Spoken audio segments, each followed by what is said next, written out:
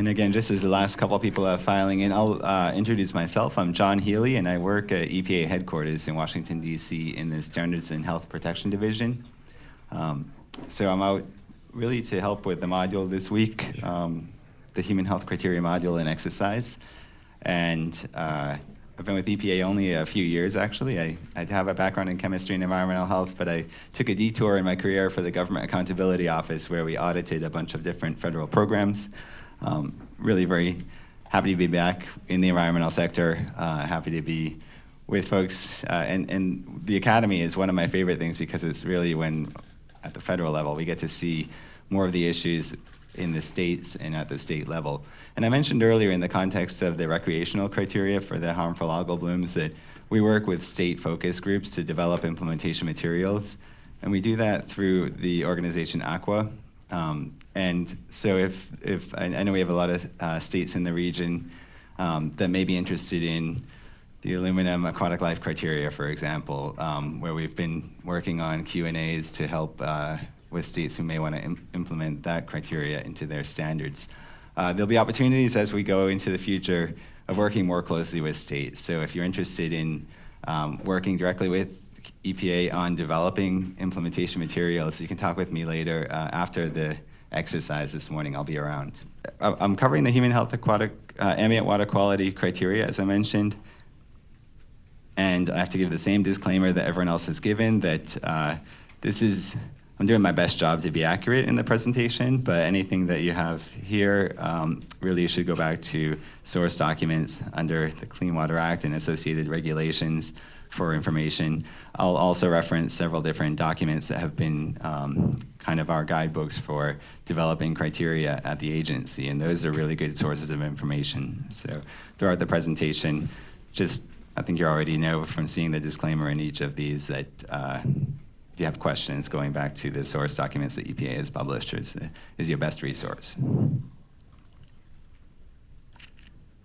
And the outline for this morning is that I want to cover, as you can see up here, just some general background information about the the human health ambient water quality criteria and how they differ from aquatic life or recreational criteria. And then we'll go through an example in this presentation, followed by examples that you'll go through with groups. And those group sessions will be facilitated with three others that are going to help to facilitate that. So we'll be in 4 different groups, pretty large groups, and we'll explain that a bit later. And then I want to talk through how to interpret a health assessment, how to conduct exposure analyses, different sources of information for that, how to calculate the criteria value, and then cover any questions. But if you have questions throughout the presentation, please feel free to raise your hand. And I want to, just before, because it's not really in the slides, but one thing Terry mentioned is that criteria have magnitude, duration, and frequency components. And sometimes human health criteria looks like it just has that magnitude value. We get a numeric value expressed usually as a concentration of an allowable pollutant. But it does have duration and frequency embedded in that value. So the way we think of a human health component is over a lifetime of exposure. That would be your duration.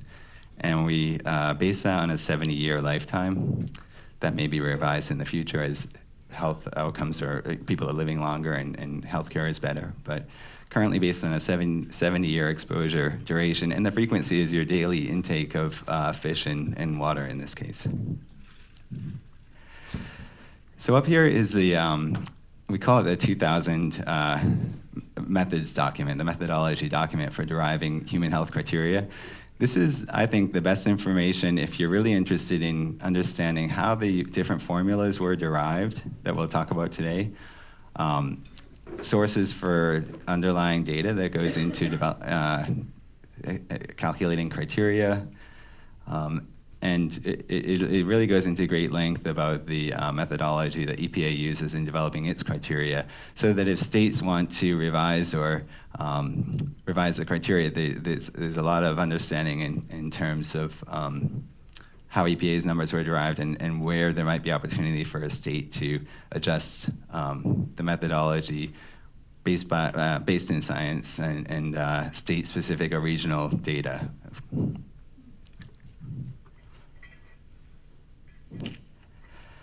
This next slide is just an overview of what the human health ambient water quality criteria are. And it basically is the highest allowable pollutant, because with industry and everything else, we know that unfortunately we kind of have to allow pollutants, right? And we allow a certain level of exposure, but we don't want to put people at risk. So the criteria are the highest allowable values of specific chemicals that would be allowed in our water bodies, but still considered protective of the general population. And sometimes there are two different criteria values. We express it either as water and organism or organism only.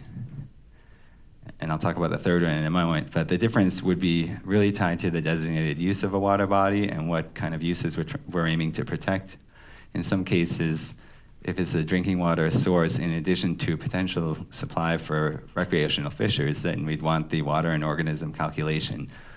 In other cases, it might be acceptable to do an organism-only calculation of the criteria. And we'll actually go through exercises after this that look at both of those examples. Then the organoleptic criteria is something that I've actually not had a lot of experience with at EPA. It's not not something I've done in my regular work, but it is the kind of free from odors and unpleasant, like unsightliness and stuff. These are kind of descriptive or narrative criteria that consider taste and odor and color. Question in the back? John, sorry, too loud.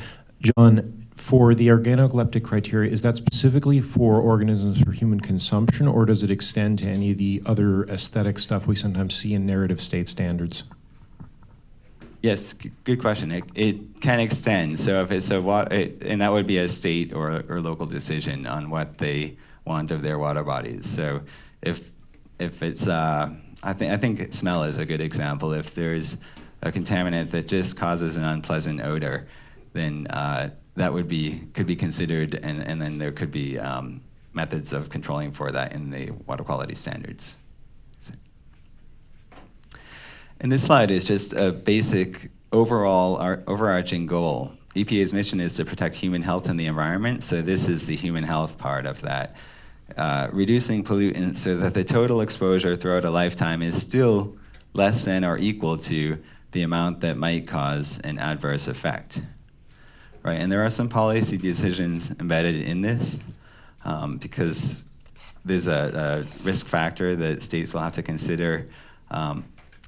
How do you define an adverse effect, and at what level, what numbers in the population are you willing to expose?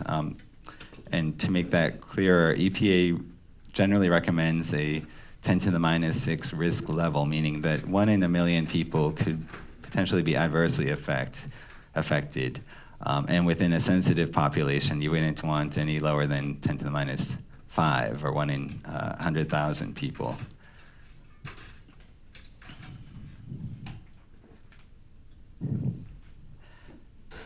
When developing criteria, there's a lot of information needed. You can see on the calculation form that we've handed out this morning that there are inputs and there's some math involved.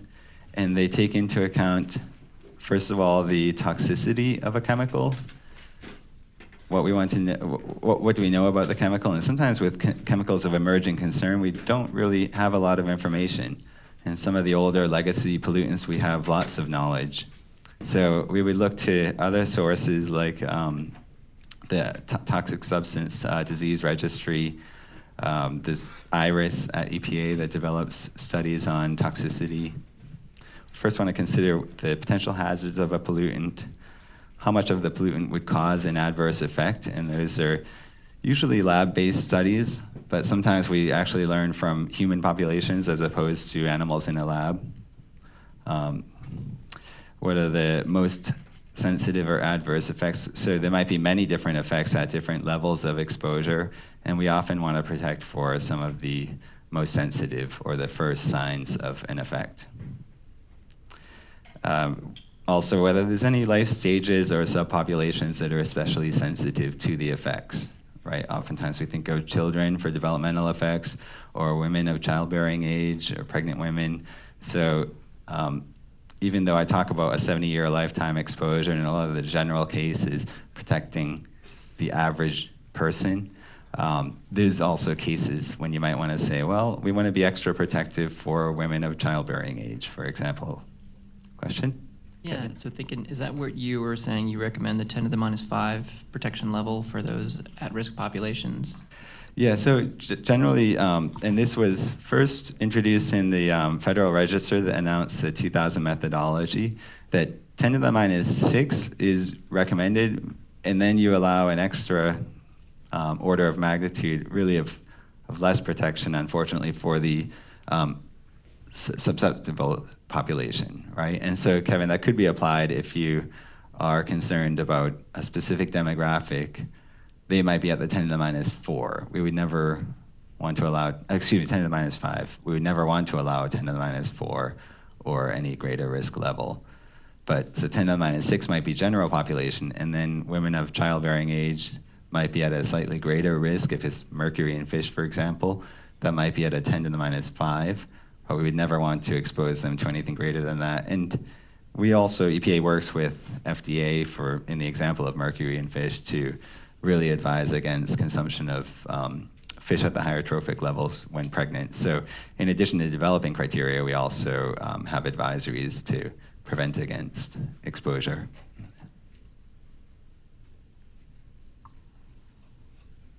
So, yes, question? Yeah.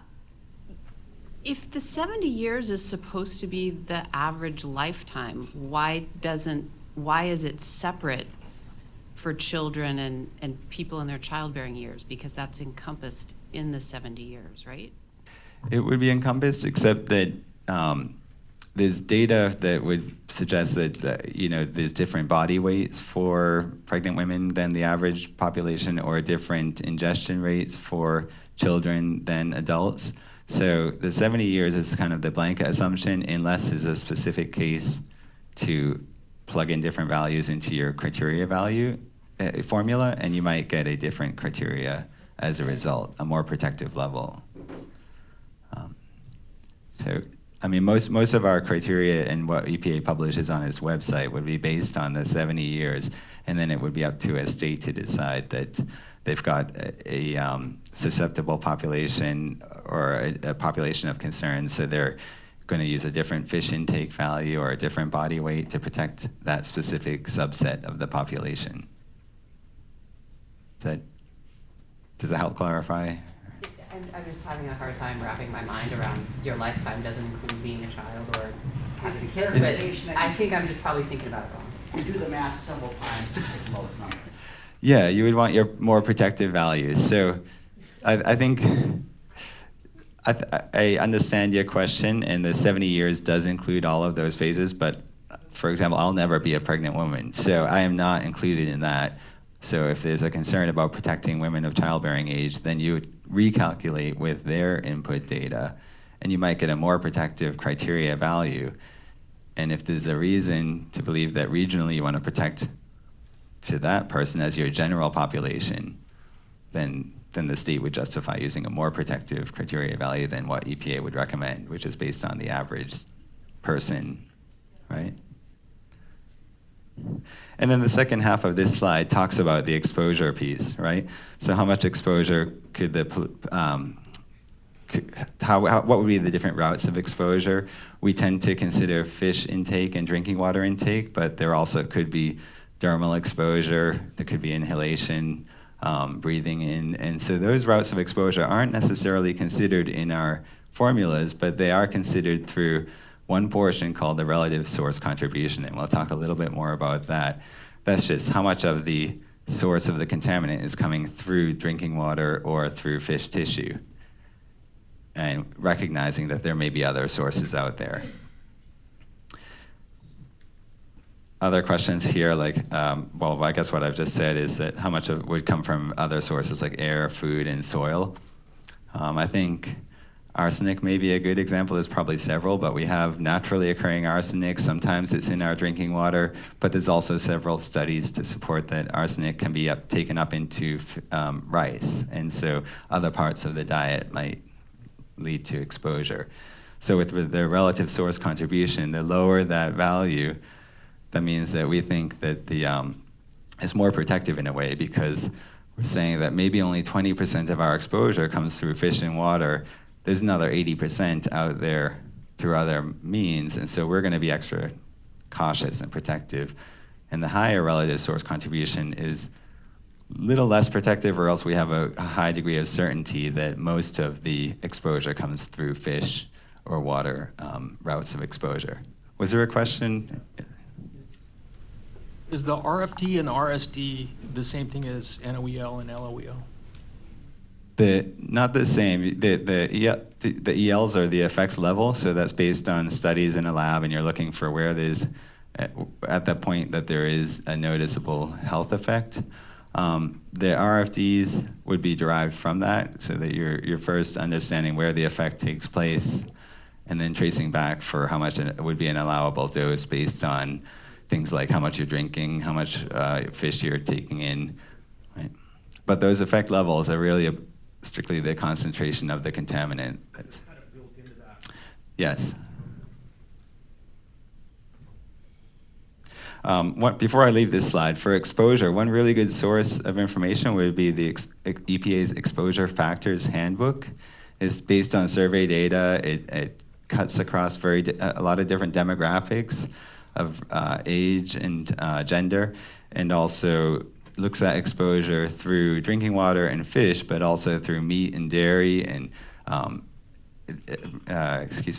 inhalation or dermal exposure for different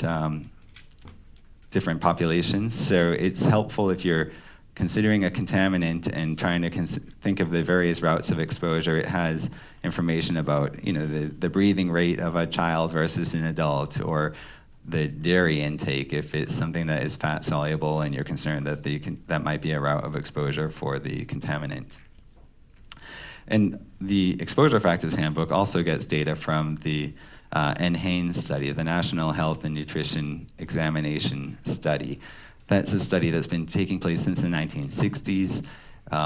Thousands of Americans participate. It's an interview, pretty detailed on health and diet. And they also supplement the survey and interview with actual data from like blood measurements and urine. So it's a really good understanding on exposure and what's happening with the human populations. And that study is updated periodically and then informs criteria development. That's, the acronym is NHANES, NHANES, and it's called the National Health and Nutrition Examination Survey.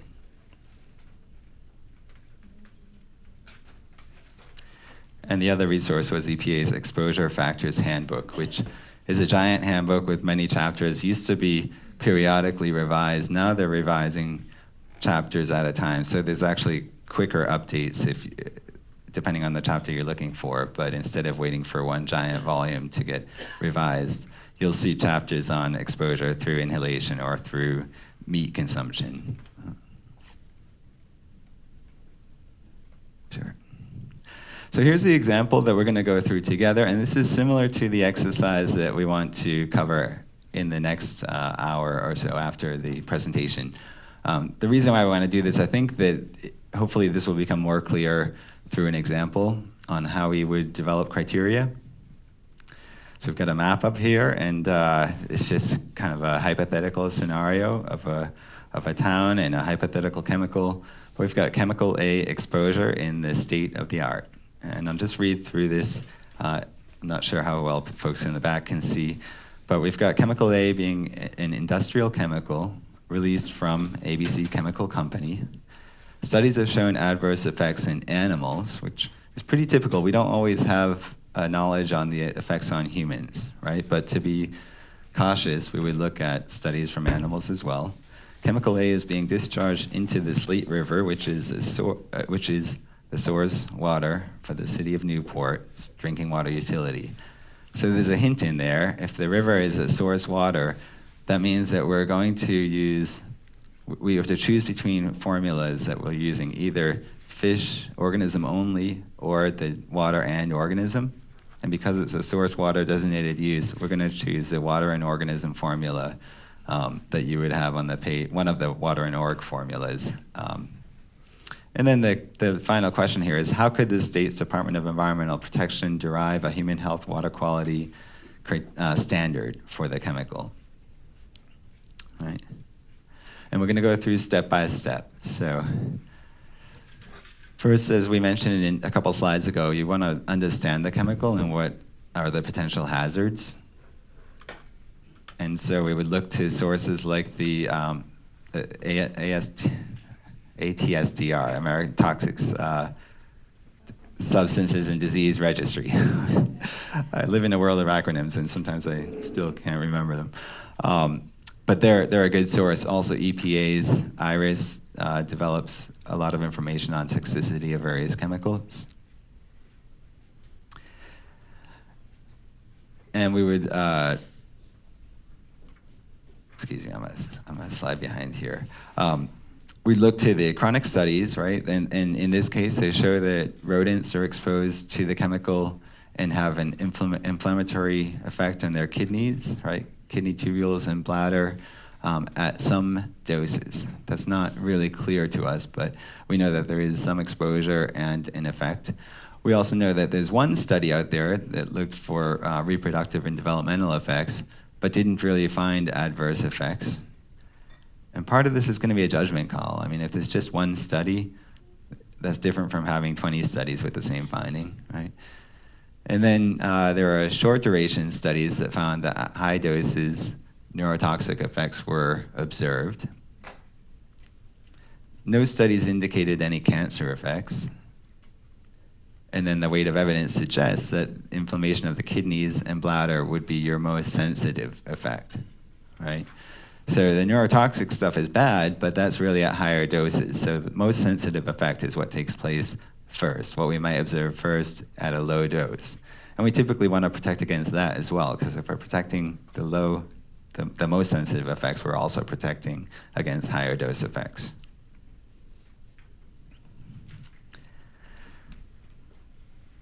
This slide is again on hazard identification and shows that the qualitative cancer descriptors, right? We just said that there weren't studies that none of the studies identified cancer effects, but that doesn't necessarily mean there's not a cancer effect. It just means that there's been no studies on that just yet.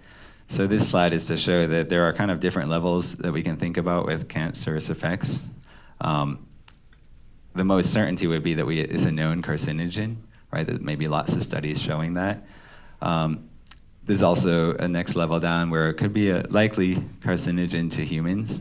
There may be uncertainty around that, or the numbers of studies might be small, but that we would have reason to suspect that cancer could be a result of various exposure routes, or that it could be a result at high doses, but maybe not low doses.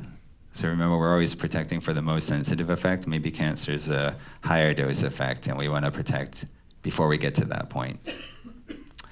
And likely the one route of exposure, but not through a different route. So if we are concerned about drinking water and fish ingestion, but the cancer effect is really through inhalation, well, that's going to be potentially considered through a relative source contribution, but not through a standard in the water body necessarily. That we have suggested evidence of a potential cancer effect, and then further down we have less certainty where there's inadequate information to assess carcinogenic potential. And then the furthest down is where we do understand there's not likely to be a carcinogen. There's a lot of information out there, but none of it points toward cancer effects, right? There's a source there that's a little bit fine print, but if you have copies of the slides, you can see the EPA's 2005 cancer guidelines. That's still the most current source that we have at the moment.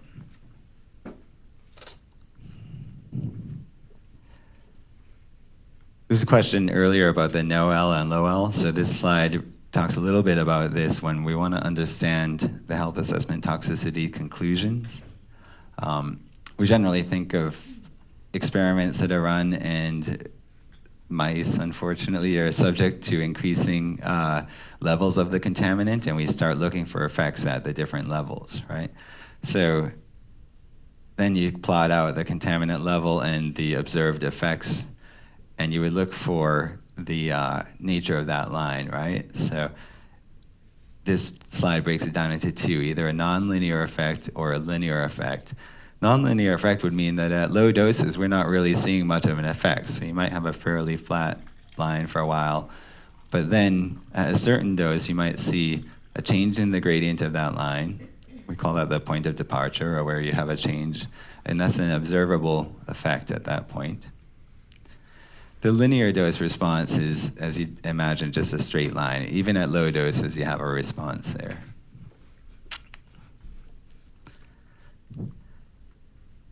So the slide here is kind of what I was just saying with the nonlinear. You might apply a dose for a little while and the mice are fine, and then you get to a certain point where you start seeing mice with health effects that are adverse. And if you increase dosage after that, you see more and more mice that are having adverse health effects. So that would show that there is a threshold that the mice can endure, and then after that threshold, you reach the threshold and we're starting to see health effects. Yes? So in the real world, how often if you have multiple studies looking at the same thing, how often do you find that the threshold is the same? The question, that's a good question. If there's multiple studies looking at the same outcome in the real world, how often do we find that the threshold would be the same? I don't know the answer to it. I'm not in the criteria development team at EPA. I'm in the implementation side. I don't know I see a lot of people nodding heads. I imagine there may be a few toxicologists who might have a thought on this, but if there's like 20 studies, are we getting the same threshold, or do we average them out? Is that kind of the question? Anyone have a thought on this? Any toxicologists in the room? If not, we'll make note of the question. Yeah, Aya? Yeah, Afa, yes? Yeah. So what if you had 10 different studies showing different results, Afa? Do you know how that would be handled? Usually it's okay. Usually then it's the worst result. It's taking at the base. So you're being most protective. Yeah. Yeah. That makes some sense with other EPA kind of policy decisions. We often are taking the more protective option, especially if there's some uncertainty, right? If you take a less protective option and then learn later it wasn't protective enough, it's harder to rein in.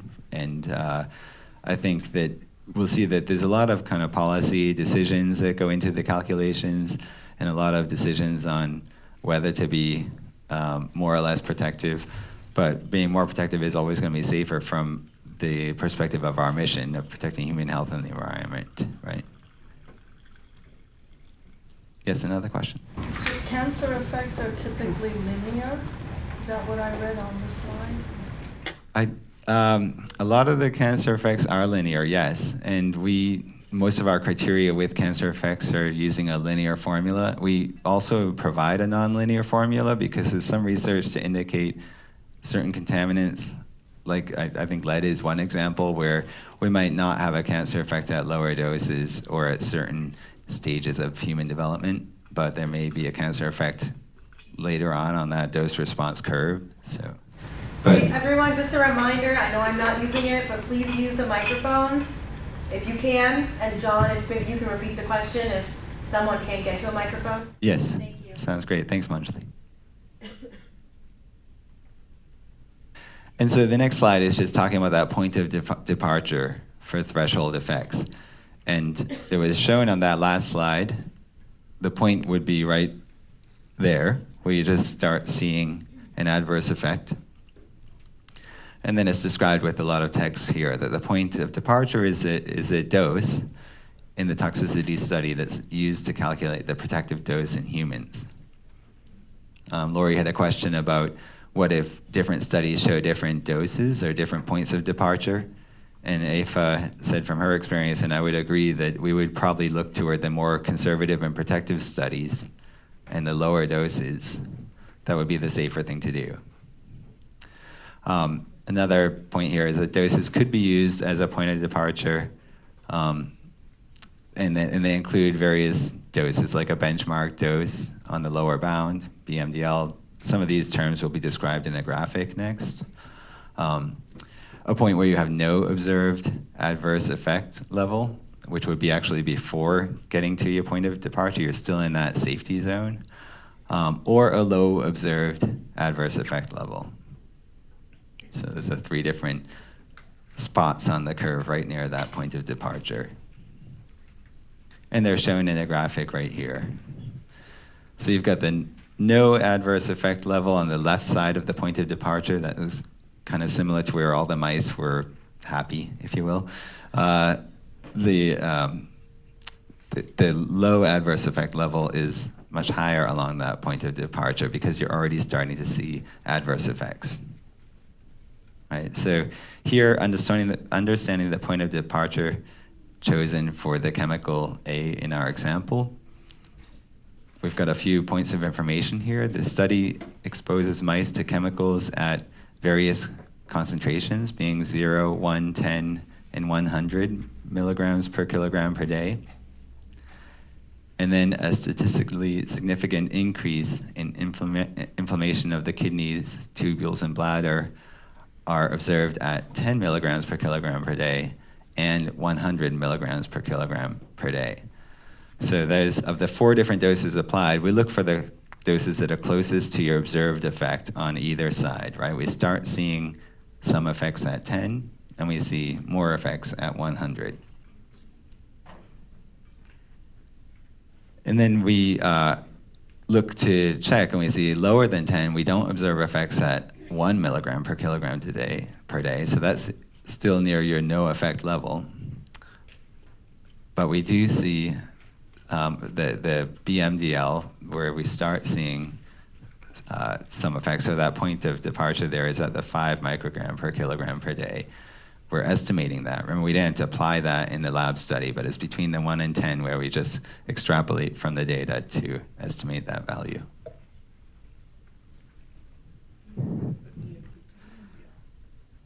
Yeah, the BMDL is a benchmark dose lower bound. So the benchmark dose might be the 10, because that's the dose that we applied and we observed an effect. But the lower bound is an estimate where we think effects might have started, even though it wasn't part of the study design, because we didn't see effects at 1, but we did see them at 10. And it's just like a midpoint in this case. Next slide here is on calculating a reference dose. There's oftentimes uncertainty in these calculations, or in the studies that underpin the calculations, I should say. And so we apply uncertainty factors. And this slide really is designed to just show different sources of uncertainty and how it can be handled, right? And we handle it by estimating a total uncertainty factor based on uncertainty within a species or between species. So a lot of the studies happen to be on animals, not humans, and we don't know the difference of uncertainty in how a mouse might respond versus human. So that's that interspecies uncertainty. But we also don't know if men and women respond differently or if adults and children respond differently. So there's intraspecies uncertainty as well. Those are 2 that are commonly applied. Other potential sources are uncertainties due to the duration of a study, uncertainties due to the use of a low adverse effects level rather than the no effects or the BMDL.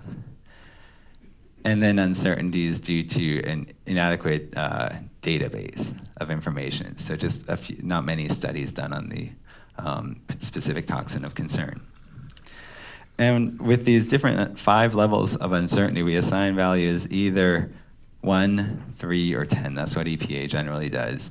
And 10 would mean a high degree of uncertainty. 1 is a low degree of uncertainty. So if there's lots and lots of studies and we have a good amount of information, we would probably apply a 1 to some of the uncertainty here on the database, for example. Or if we know that the effects are similar among different species, then maybe it's a 1 or a 3 applied to this uncertainty factor here. And then we multiply it all together. And the maximum as an EPA policy decision and the maximum uncertainty value is 3,000. So you can't apply 10s across the board because that would be a much higher uncertainty.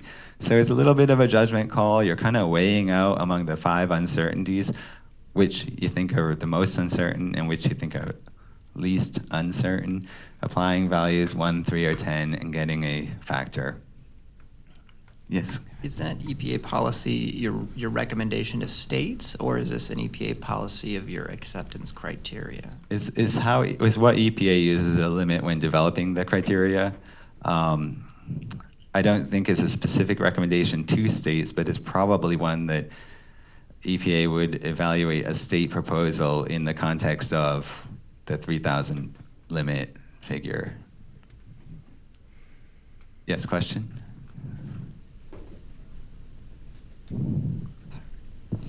So I'm not in this world at all, and in the sediment world, within an order of magnitude would be high, but then within 2, a factor of 2 would be a really good estimate. So what is 1, 3, 10, just to get a sense, percentage-wise? Can you give any? I don't know if it would be to think of it as percentage-wise. I mean, 1 to 10 is your order of magnitude, and 3 is kind of partially along that way of an order of magnitude of uncertainty. Okay. So that's the best I can say there. Yeah. Thank you.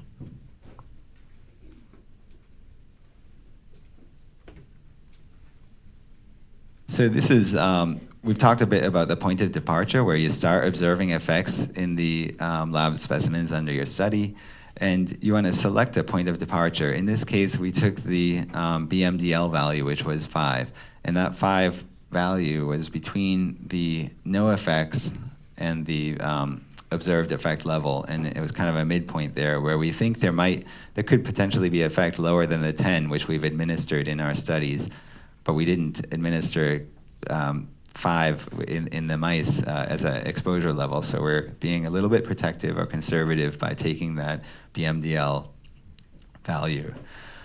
We're also choosing uncertainty factors, and for this example, we've got uncertainty factors of 10 for the interspecies and 10 for the intraspecies. So we think we don't know a lot of information about how human population will vary, and also about how different lab specimens vary. So we have high uncertainty in those 2 different factors, and then we're also giving an uncertainty factor of 3 on the, excuse me, I forget the duration of this study.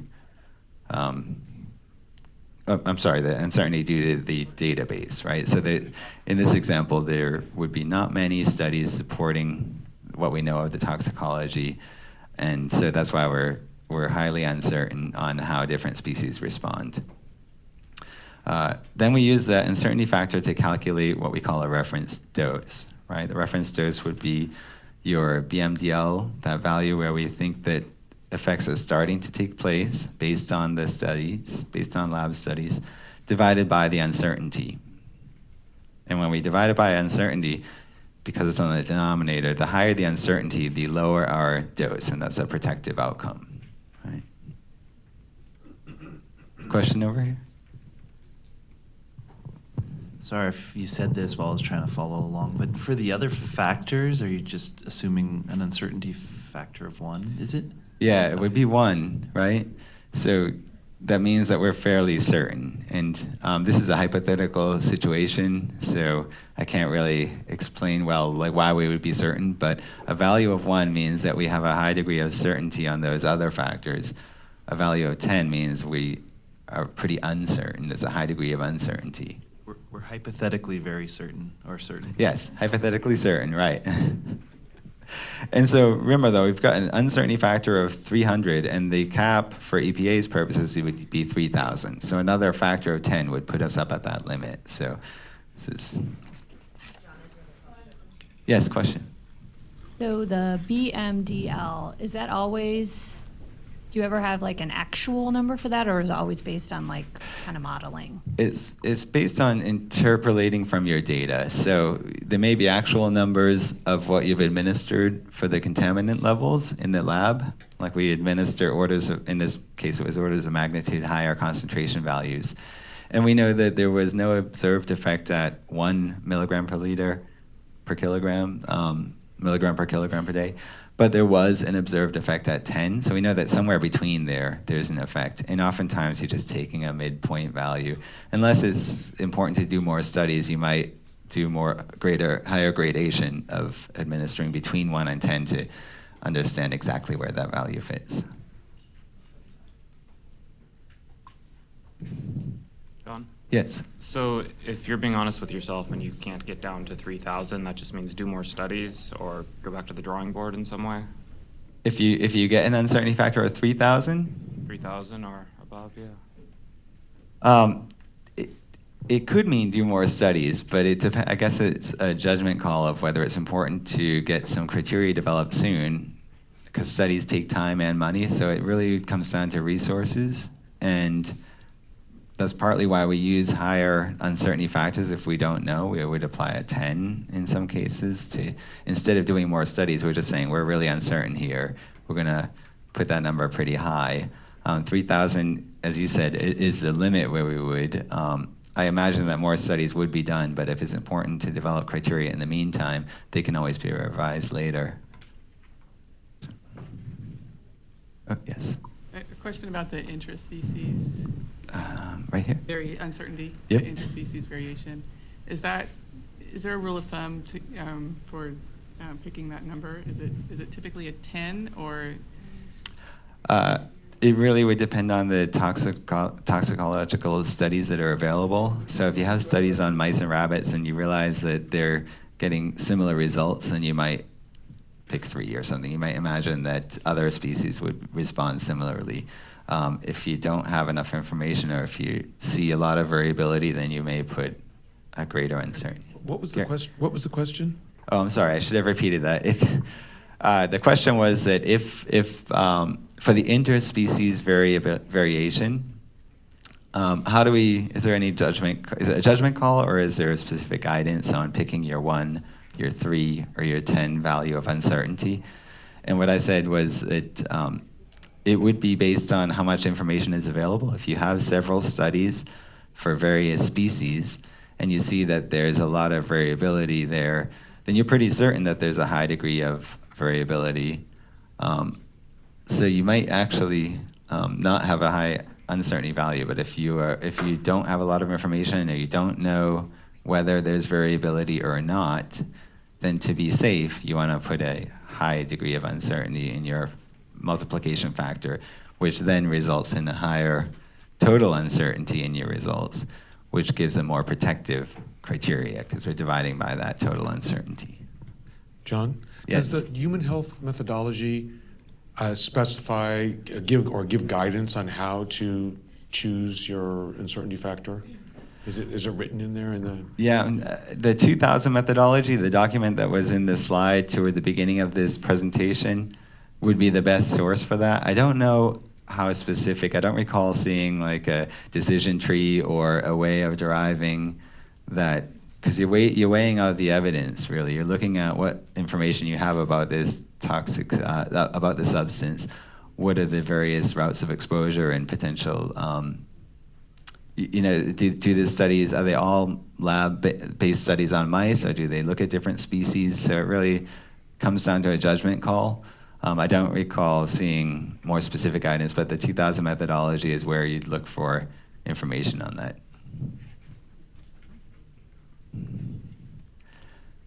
Okay, so I think we covered this piece on the reference dose, because we've got divided by the uncertainty factor that results in a reference dose of 0.02 milligrams per kilogram per day, and that's taken by the applied dose in the lab, where we started seeing effects, divided by the uncertainty.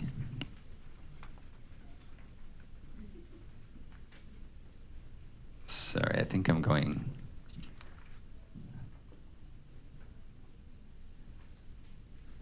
just looking where we are. I'm sorry. Okay, right here, please. If you catch up to this slide on what do we know about chemical A's toxicity.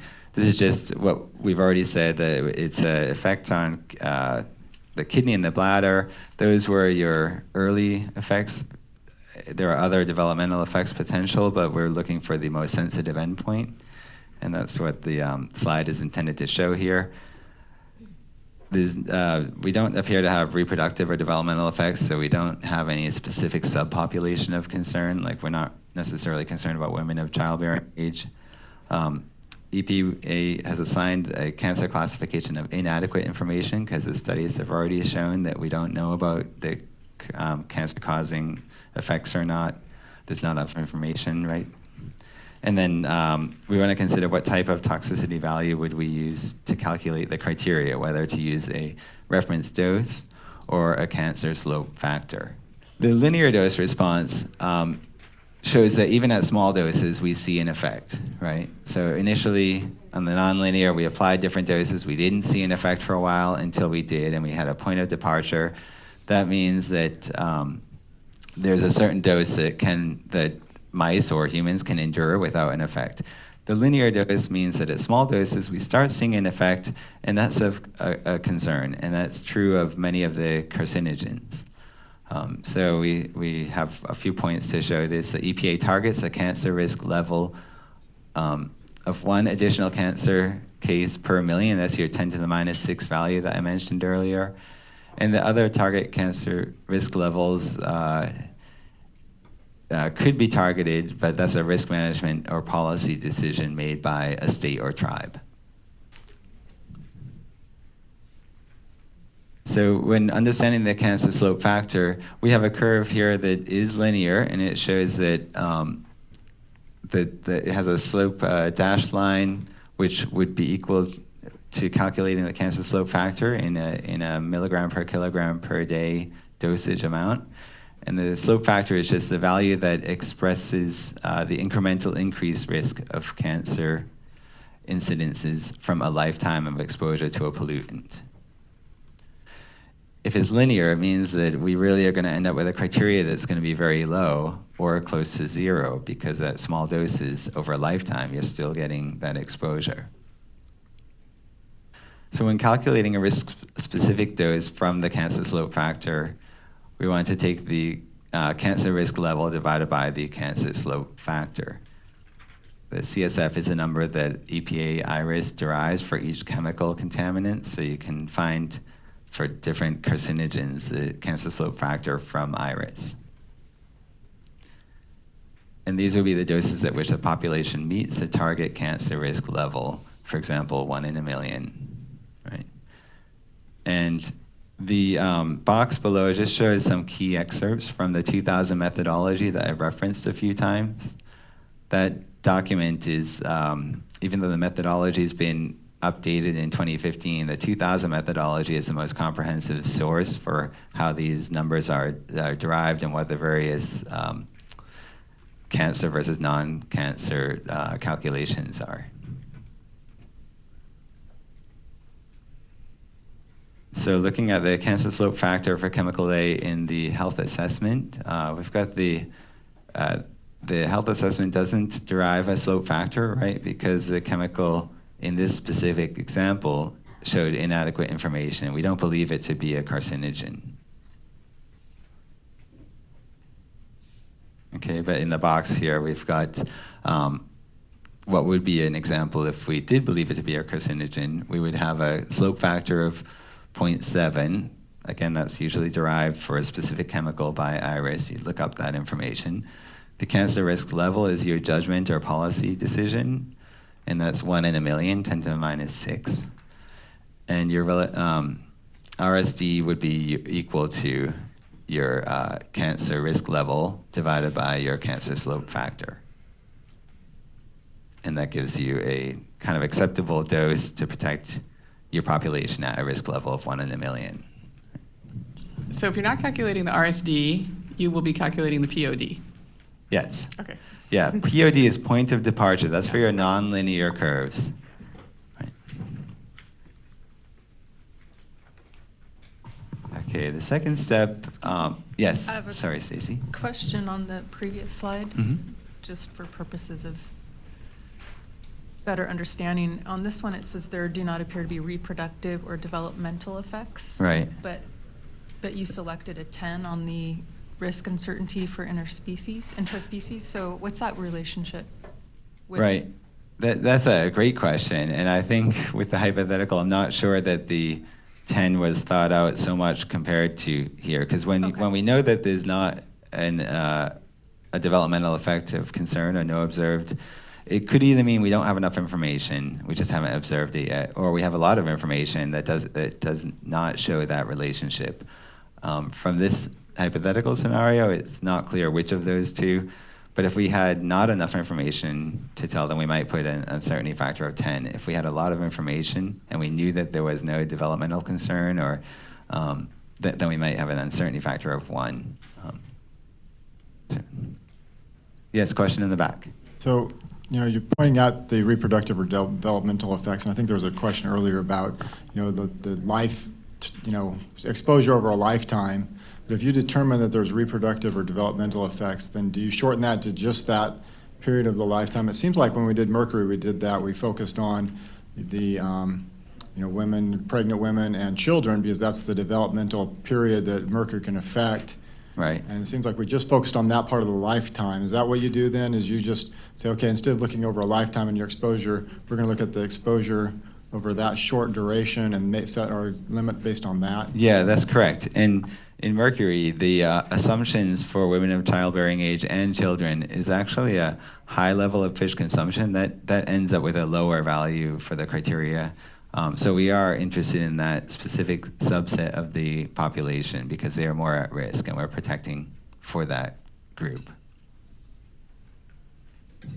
The 70 years doesn't, you notice there's no lifetime calculation, like the number of years don't come into this. The difference would be things like body weight and drinking water intake and fish intake for those more vulnerable populations. So maybe don't get too distracted by the 70-year piece that's used to develop some of the cancer slope factors, for example, or the reference doses. But after that, we're looking really more at their daily fish and drinking water intake.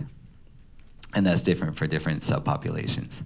Yeah, and just to clarify also, you'd be doing all the scenarios. Is it the pregnant women that are most sensitive? Is it the 70-year lifespan that's the most effective, and taking the most conservative? So you're not just saying, oh, we'll always look at pregnant women and not look at the rest. Yes, thank you. That's an important point of clarification. Thank you. Okay, we're running short on time. I'm going to go through, but when we do the groups, we're going to go through another exercise, and that's another opportunity to ask questions in smaller groups. I apologize for this running through quickly. The questions have been good, but I think I'll have to get through the rest of the slides. There's about 10 more. So the second step is learning about the potential exposure to the chemical.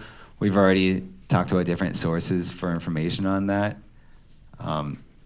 That the purpose of, I'm not sure why the slide is like this. The purpose of the human health criteria is to protect a person from the adverse effects. We've discussed that. These are generally for the average adult. The numbers here, body weight of 80 kilograms, these numbers were updated in 2015 and they're updated periodically. So you might have seen values of 70 kilograms in the past. In 2015, based on new survey data through the NHANES survey that I talked about earlier, they take the 90th percentile of adults age 21 plus, and they look at of that group, they look at the average body weight, and they look at the drinking water intake, which also has increased in the 2015 methodology updates, and the fish intake, right?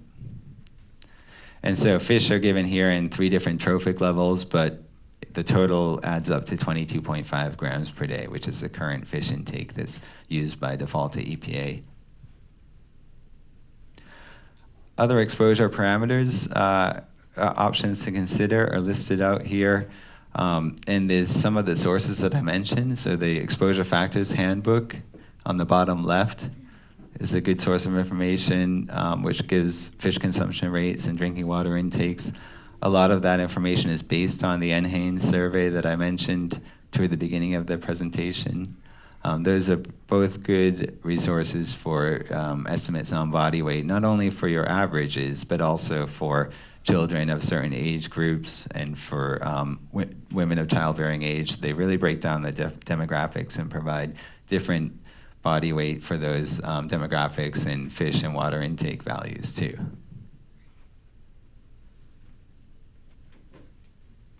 This slide shows the relative source contribution piece that I also discussed earlier, and some of the examples, you'll have to consider this.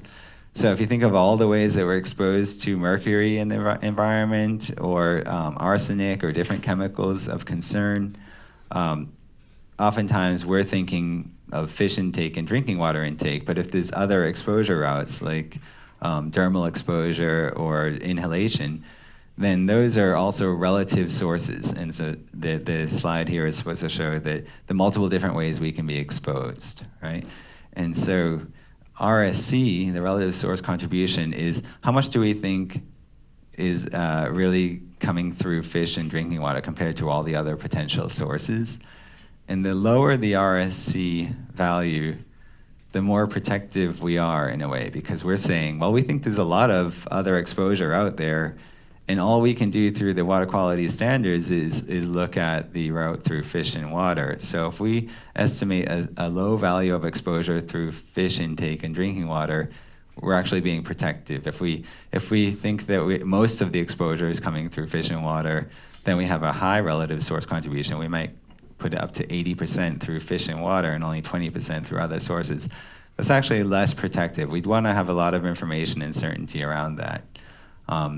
EPA recommends using relative source contributions between 20 and 80%. We never know for sure that there's going to be absolutely no other exposure routes. So we wouldn't go down to 0 or 100%. Yes, question? The green other, it says other sources and then lists everything but I think that could be like dermal exposure if you're through water in your shower, or recreational type and other exposure factors, right? Same with soil. Like, it's not that like we're eating a lot, but if we breathe in some dust and now we might be exposed, or children if that's of concern. But then you've got food, air, drinking water, and fish. This decision tree I just recommend to look at on your own, but it's a way of thinking through your relative source contributions and thinking how would you determine that value between 20% and 80%. And at least one of the example calculations, you'll be looking at relative source contribution after this session.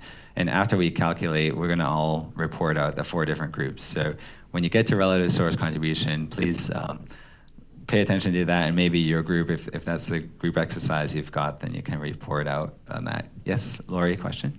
Just a quick clarification. You come up with one relative source contribution that is a sum of more. Yeah, you come up with one value, right? One value, yeah. Yep, between 20 and 80% for a specific contaminant. So I think mercury is a helpful thing to consider, right? We often think of mercury coming through fish ingestion. That's like the greatest risk. Maybe a little bit in drinking water, but it really partitions into the fish tissue. And maybe a little bit through inhalation if we live near a mercury-powered coal-fired power plant, right?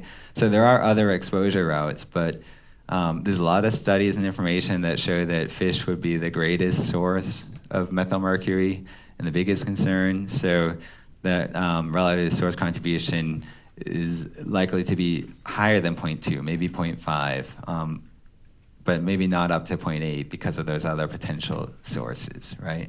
But no matter what the contaminant, the decision tree right here, although we don't have time to go into the detail, it would help you to weigh out one exposure route versus another. And you'll have an example where we're going to calculate the relative source contribution based on what we have on information through fish, water, and another exposure route. So.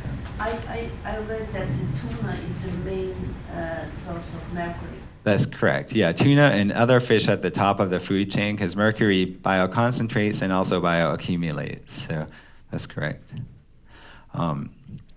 So this is a consideration. We're really running short on time, so I'm going quickly through the last set. But the exposure parameters, you want to consider what's appropriate for your chemical, and you're going to have the 4 examples coming up soon where you each have different hypothetical chemicals. you want to consider whether it's you know, what the source of the pollution is, what the toxic effects are, and this information will be given to you in the description of the problem or scenario. If you have information on other routes of exposure or not, that's important to consider when thinking of relative source contribution. And also whether we think that the exposure parameters for the are for the general population or if there's specific populations of concern, right? So Terry talked earlier about the recreational criteria for harmful algal blooms and microcystins. The specific population of concern when developing those criteria were children, because they're most vulnerable and they're likely to be in the water and ingesting it and not necessarily aware that there's a potential risk with that. So you want to think through that, and then think about what the relative source contribution should be. That's going to be a calculated value specific to information on those other points there. Okay, I gotta wrap up quickly. Time is up. If you need to go to the bathroom between or anything else, you can go. I'm just gonna go quickly through the remaining slides. We want to consider how much of the exposure is coming from the fish. I think this we've already talked about because there's other possible routes like drinking water. If it's mostly through fish, we might do an organism-only calculation.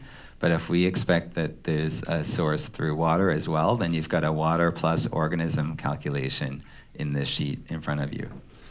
So we'll think about that in the activity next also. Ways of deriving bioaccumulation. I mentioned bioaccumulation factors. That's just basically how much of the contaminant is in the fish versus the water. Again, mercury and methylmercury is a good example because that does really bioconcentrate. The partition coefficient ends up with a lot of that chemical in an organism and not so much in the water column.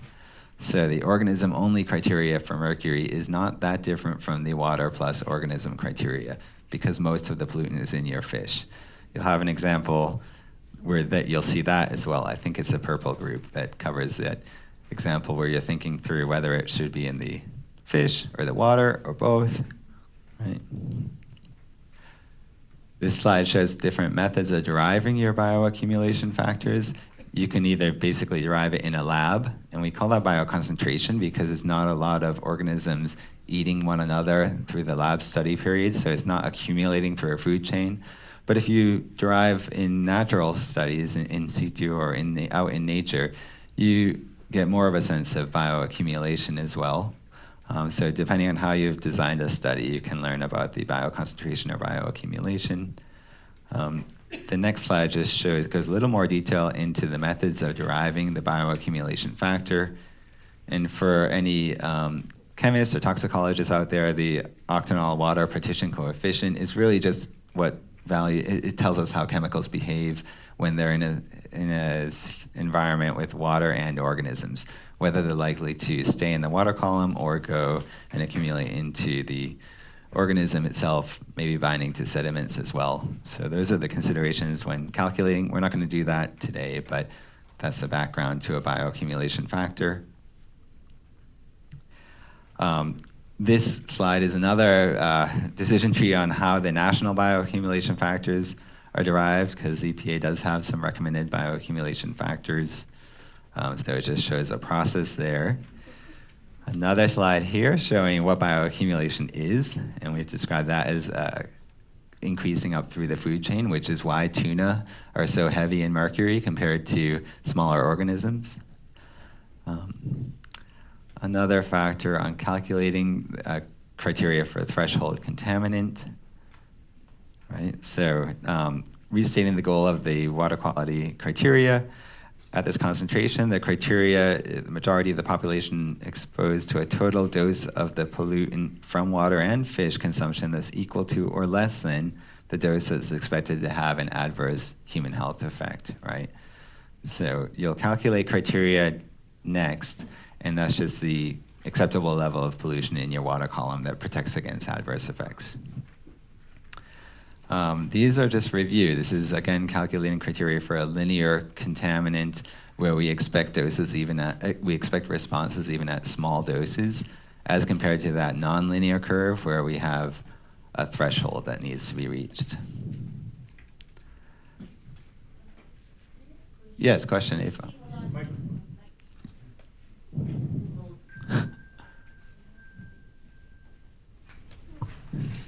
cases we shouldn't use cancer slope factor? Well, if it's non-carcinogen, we don't, right? So cancer slope factor is only if we know that this is a carcinogen, right? Cancer causing. Okay. And lastly is a formula for calculating the criteria value for the chemical that we discussed. So this has a reference dose and a relative source contribution. This is a non-carcinogen. If it were cancer-causing, and especially if it were linear, we wouldn't allow a reference dose. We wouldn't want any dosage, right? So we would use we'd use a cancer slope factor in that case. So those formulas really differ. And the first thing you want to think about is a contaminant carcinogen or not, and then picking a formula. So I apologize about the rush at the end. The questions were really great, and I appreciated the conversation. We're going to split into 4 groups now.